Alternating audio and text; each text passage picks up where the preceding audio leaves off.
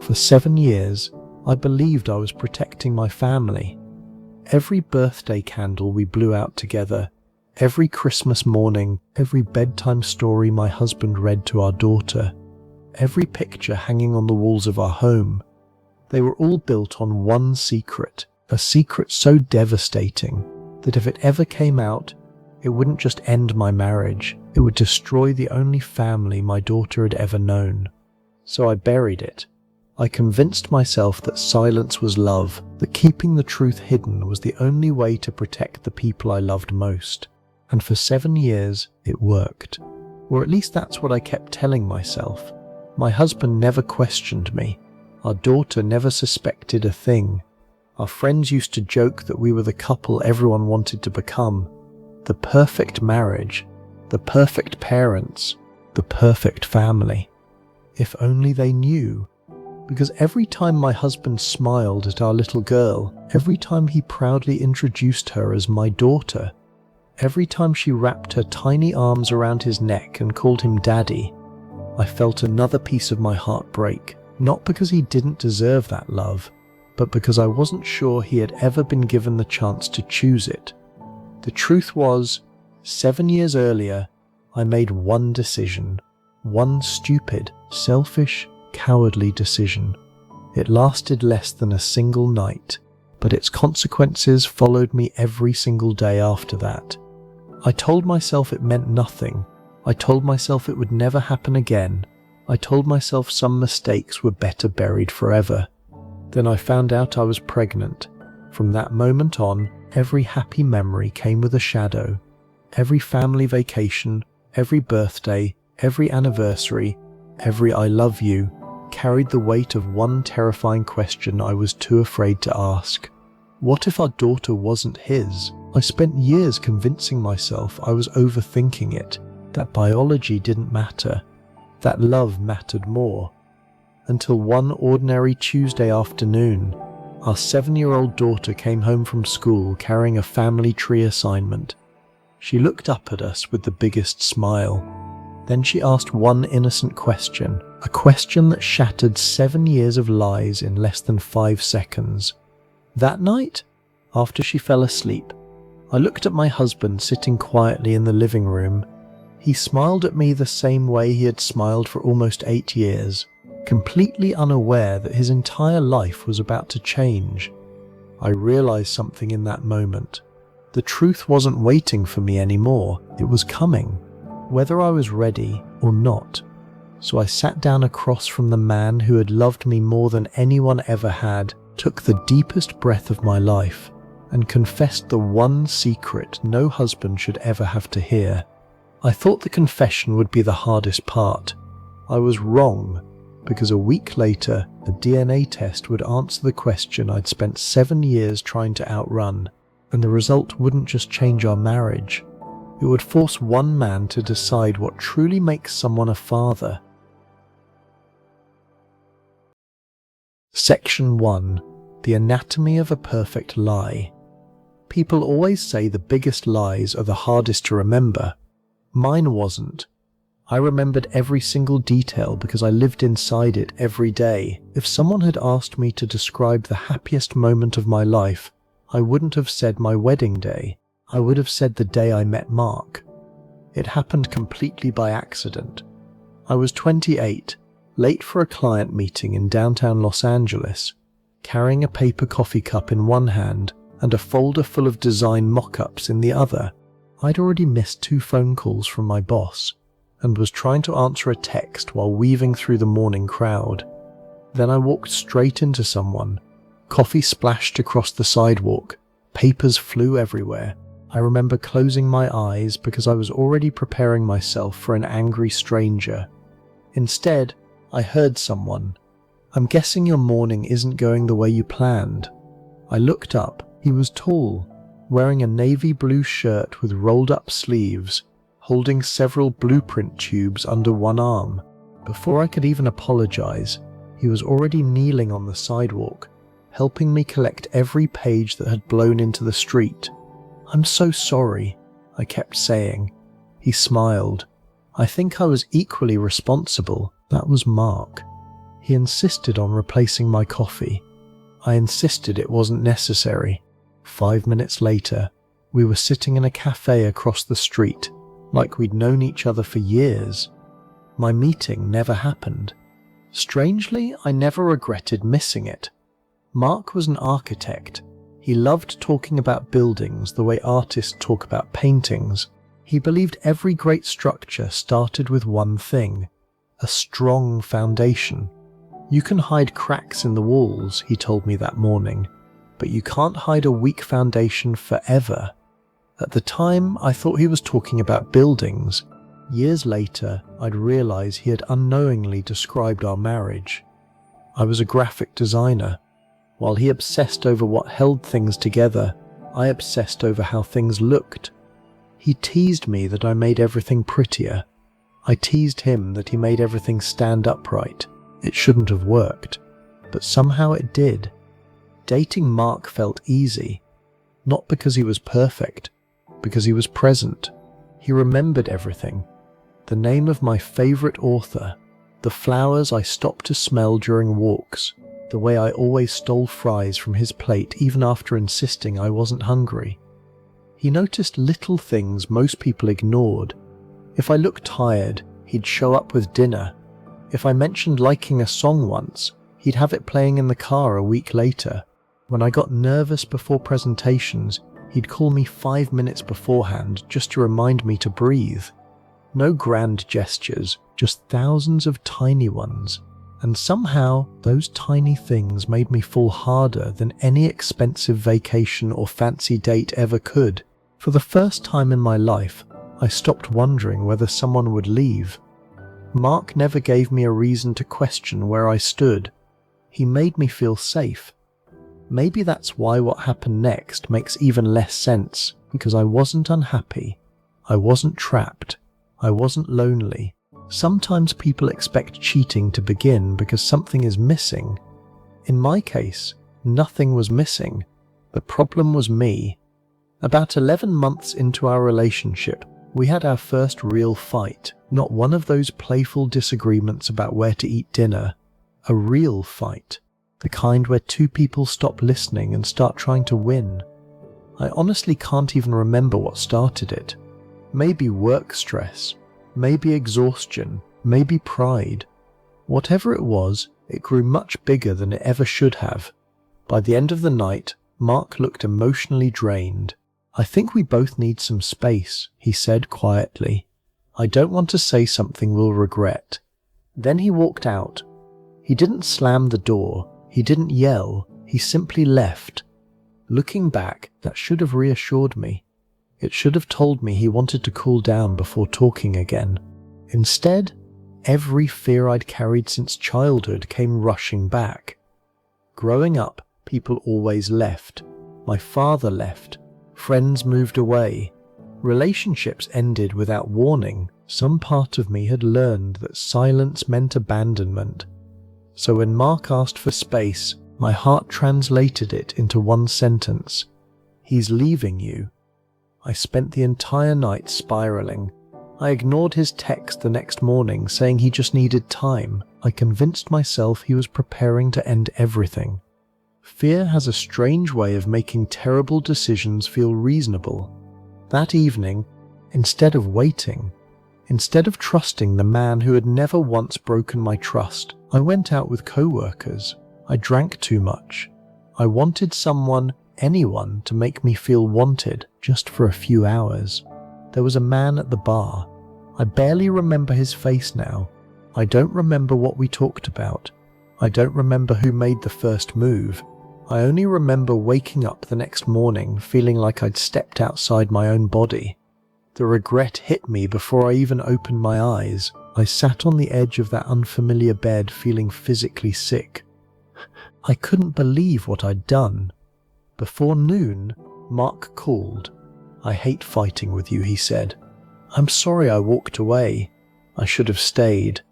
I love you." I couldn't breathe. He wasn't leaving me. He'd never planned to. The only person who had broken our relationship was me. I almost confessed right then. I opened my mouth. The words reached my lips, But then he said something that stopped me.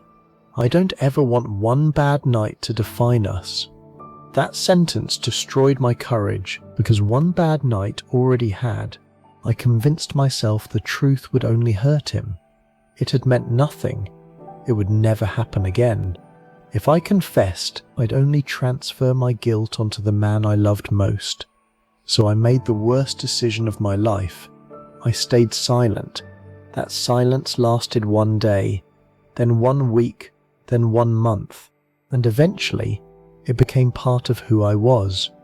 A secret doesn't usually feel heavy on the first day. It gets heavier every time you choose not to tell it. A few weeks later, Mark took me to Griffith Observatory. The city lights stretched endlessly beneath us. He reached into his jacket pocket, dropped to one knee, and asked me to marry him. My entire world froze. Every instinct screamed that this was my last chance. Tell him now, before he puts on the ring, before he promises forever, before you build a life on something broken. But I looked into the eyes of the man I loved, and I was terrified of losing him.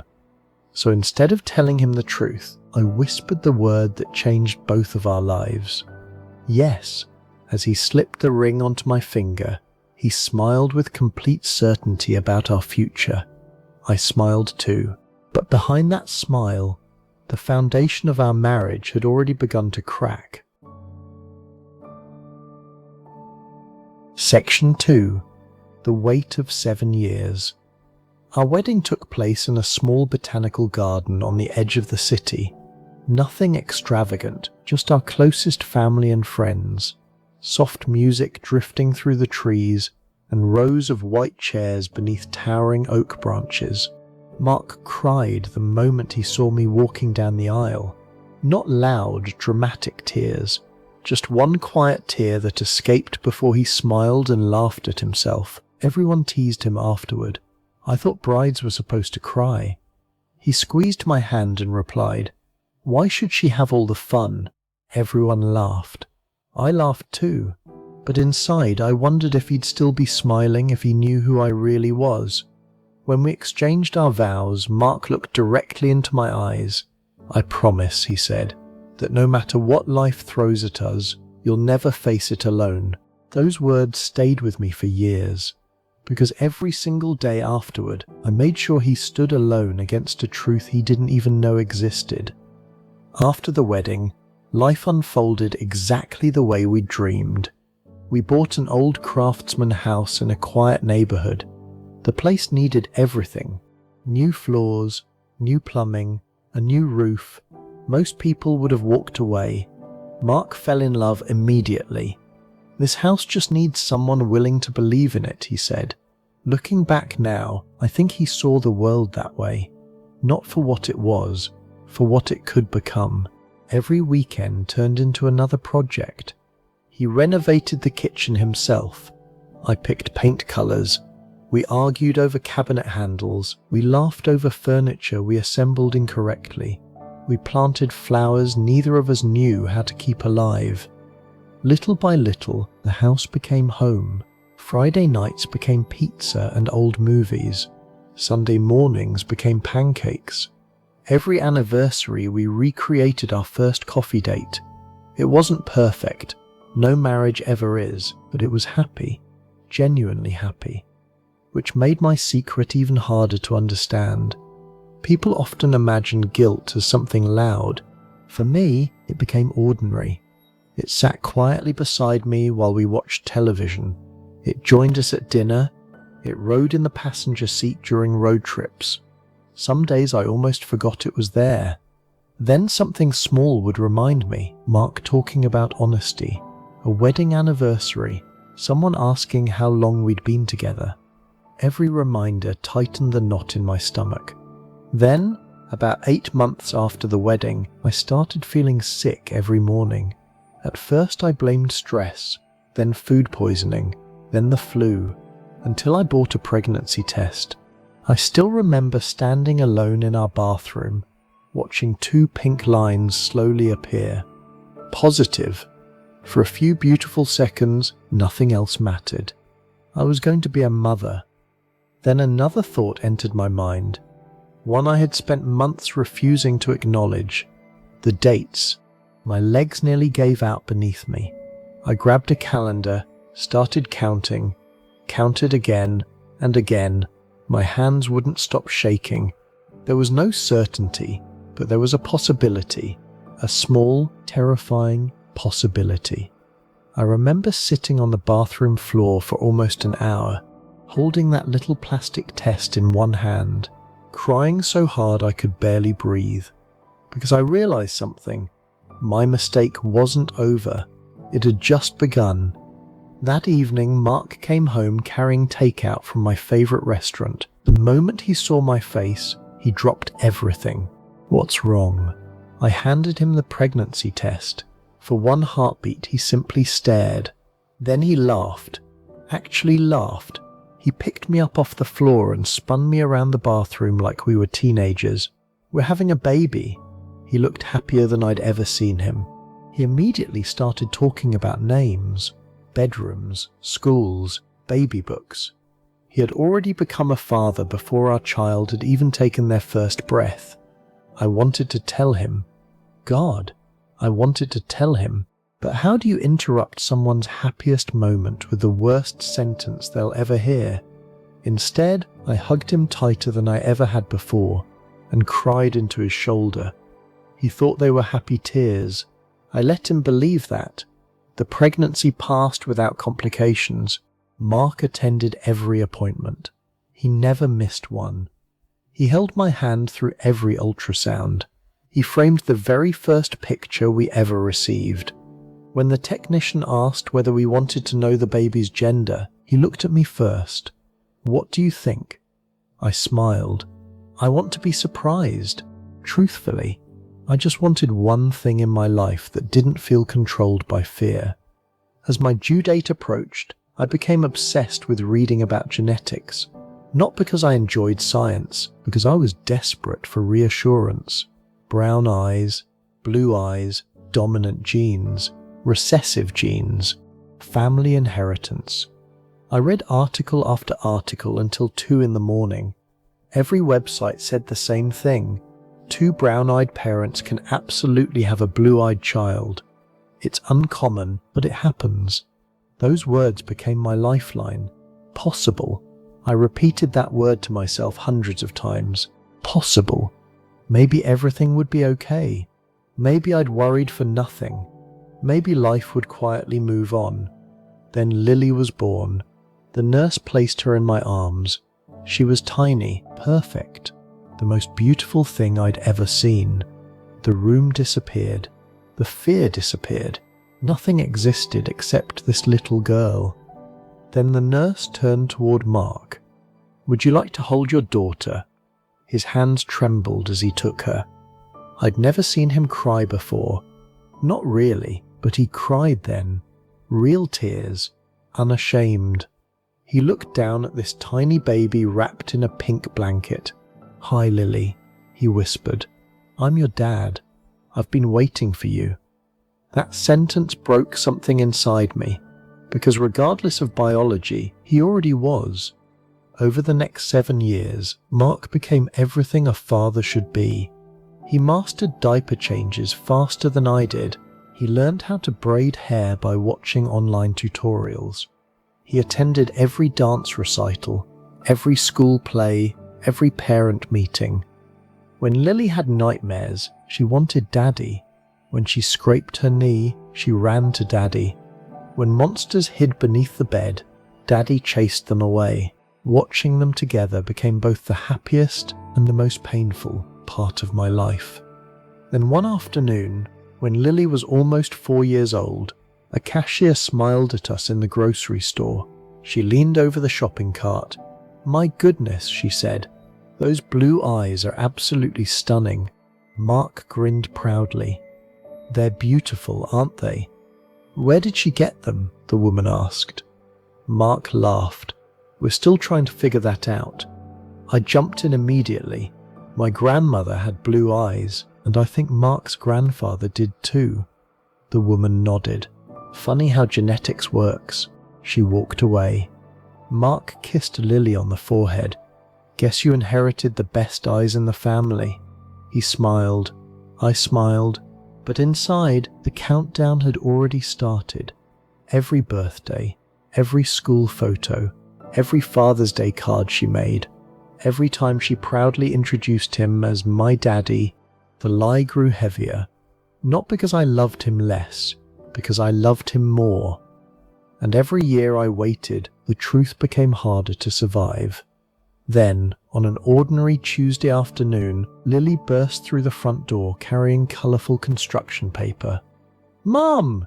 Dad! You have to help me!" Mark looked up from the kitchen table where he was sketching renovation ideas. "What's the emergency been?" She spread the papers across the table. "We're making family trees, and Mrs. Harris says we need eye colours too." She pointed at a little drawing she'd made. "What colour were Grandma's eyes? What about Grandpa? What about your grandma?" Mark laughed. "Looks like we've got homework." He wrapped an arm around Lily while they started filling in names together. I stood across the kitchen, watching the two people I loved most in the world. Then Lily looked up at me. "Mum, if both of you have brown eyes, why are mine blue?" Silence. Just a child's innocent curiosity. Nothing more. Mark smiled. "We've got some lucky genes hiding in the family." Lily giggled, satisfied. She went back to colouring, but I couldn't breathe, because for the first time in 7 years, that question didn't sound innocent. It sounded inevitable. That night, after Lily fell asleep, I stood outside our bedroom door for nearly 20 minutes, listening to Mark humming softly downstairs, completely unaware that his entire life was about to change forever. Section 3. The Truth That Changed Everything. That night, after Lily fell asleep, I sat on the edge of our bed staring at the hallway. Every instinct told me to wait. One more day, one more week, one more year. I told myself the same lie for 7 years. If I waited just a little longer, maybe I'd never have to tell him. But deep down, I already knew. There was no later anymore. The truth had finally caught up with me. I walked downstairs. Mark was sitting on the couch with one of his architecture books open on his lap. He looked up and smiled. "There you are. I was wondering where you disappeared to." That smile almost broke me. "Can we talk?" Something in my voice made him close the book immediately. "Of course." He patted the space beside him. Instead, I remained standing. His smile slowly disappeared. "Clara, what's wrong?" I couldn't look at him. "I've lied to you." The room became perfectly still. He frowned. "What do you mean?" I took a shaky breath. There was someone else. His expression didn't change. Not at first. "I don't understand. Before we got engaged, after our first big fight, I slept with someone else." The silence that followed felt endless. He blinked once, twice, like his mind simply refused to process the words. Finally he asked quietly, "One time?" I nodded. Yes. He closed his eyes for several seconds. When he opened them again, they were filled with hurt. Not anger, just hurt. "You've carried this for 8 years?" "Yes." He stood and walked toward the kitchen window. His shoulders rose and fell with a slow breath. "I won't pretend this doesn't hurt. It does. It hurts more than I know how to explain." He turned back toward me. "But it happened before we were married. It was years ago. We've built a life since then. I don't know how, but maybe we can figure it out." For one impossible moment, hope appeared. The man I'd betrayed was still trying to save us. That made what came next even more unbearable. I shook my head. "No, there's more." He stared at me. What could possibly be worse than that? The words barely came out. "When I found out I was pregnant, there was a chance that Lily wasn't yours." The colour drained from his face. He looked as though the floor had disappeared beneath him. What? I didn't know. I convinced myself she had to be yours. I wanted to believe it. I buried the possibility. His voice became almost a whisper.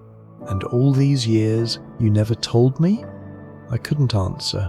There was nothing left to say. He slowly turned his head toward the hallway leading to Lily's bedroom, then back toward me, almost as if he couldn't connect the child sleeping upstairs with the sentence he'd just heard. After several minutes, he finally spoke. Her eyes. I closed my eyes. Yes, our little joke, our family story. You knew? Tears streamed down my face. I hoped I was wrong. I prayed I was wrong, but I never knew. He covered his mouth with one hand. I watched a man lose the life he'd believed in. Not with shouting, not with rage, just with silence. He walked upstairs, opened the guest room door, closed it behind him. The click of the door echoed through the house. That sound hurt more than any scream could have. The next morning, life continued, at least for Lily. We packed lunches, tied shoelaces, brushed tangled hair. She chatted happily about school while Mark helped zip her backpack. He smiled for her. He hugged her. He kissed the top of her head. Nothing looked different, except his eyes. They looked exhausted. When she left for school, the silence returned. Days passed that way. We barely spoke. Only practical conversations. I'm picking Lily up. Dinner's in the oven. She has soccer tomorrow. Nothing else. The house no longer felt like a home. It felt like a museum of happier memories. 1 week later, I came downstairs and found a small cardboard box sitting on the kitchen table. Mark was already dressed for work. I ordered it. I looked at the box. I already knew what it was. A home DNA test. Mark, we don't have to do this. He looked at me with eyes that seemed 10 years older. I do. I'm not trying to punish you. I just can't spend the rest of my life wondering. I nodded. There was nothing I could say. That evening, after Lily went to sleep, we followed the instructions together. Cotton swabs, plastic tubes, signed forms. Everything about it felt cold. Clinical. Like our entire family had been reduced to paperwork. Mark sealed the envelope himself. The next morning, he mailed it. The waiting became its own kind of torture. Every email notification made my stomach tighten. Every phone vibration stopped my heart. Mark continued being the father Lily had always known. He helped with homework, built Lego castles, read bedtime stories. But sometimes I'd catch him watching her, not with doubt, with grief, as if he were trying to memorize every moment before someone took it away. One evening I found him sitting alone in the treehouse he'd built for her, the same treehouse where they'd spent countless afternoons pretending pirates lived in the backyard. He didn't notice I was standing below. He was looking at a tiny drawing Lily had taped to the wall months earlier. It showed 3 stick figures holding hands. Above them she'd written in crooked letters, "My family." I quietly walked away. That picture wasn't meant for me. The email arrived on a Thursday afternoon. Mark opened it alone. I knew the moment I heard the chair scrape across the floor. He walked into the living room holding his phone. His face told me everything. He couldn't speak. He simply handed me the screen. Probability of paternity, 0%. For several seconds, neither of us moved. 7 years, reduced to 1 sentence. I looked up. Mark wasn't crying. He looked empty, like someone had reached inside him and taken away every feeling at once. Without saying a word, he picked up his car keys, left the house, and disappeared. He was gone for 3 days. No calls, no messages, nothing. Lily kept asking where Daddy was. I told her he had gone on a work trip. She believed me. Children believe the people they love. I wondered how many lies I'd taught her to believe without even realizing it. On the third evening, the front door finally opened. Mark looked exhausted. His beard had grown in, his clothes were wrinkled, his eyes were red. He'd clearly spent days without sleeping. He stood in front of the family photographs lining the hallway. Birthday parties, beach vacations, first day of kindergarten, Christmas mornings, 7 years, frozen inside picture frames. Finally, he spoke. I drove for almost 3 days. I don't even know where. I just kept thinking.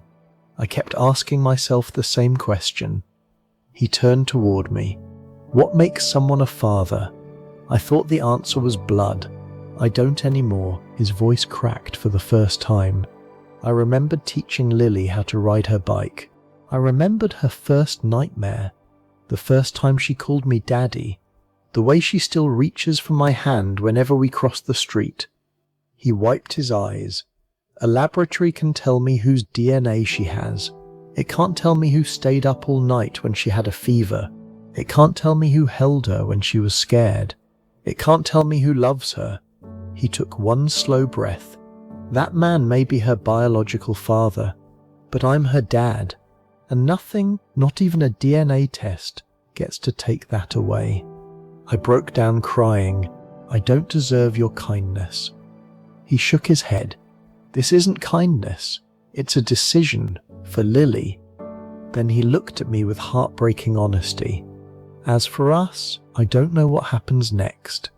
I don't know if I can ever trust you again. I don't know if I can ever love you the way I used to. But I know one thing. Lily will never lose her father. We'll go to therapy. We'll figure out the legal paperwork. And no matter what happens between you and me, I will always be there for her. For the first time in 7 years, there were no lies between us. The truth had destroyed the life we'd built. But somehow, standing in the ruins, Mark chose not revenge, not anger, not pride. He chose the little girl upstairs who still believed her daddy could fix anything. And maybe that was what being a father had meant all along. If this story moved you, I'd love to hear your perspective. What would you have done if you were in Mark's place? Is fatherhood defined by biology, or by the years of love, sacrifice, and presence? Share your thoughts in the comments. Conversations like these remind us that every family has a story, and every perspective matters. Conclusion: life rarely falls apart because of one single moment.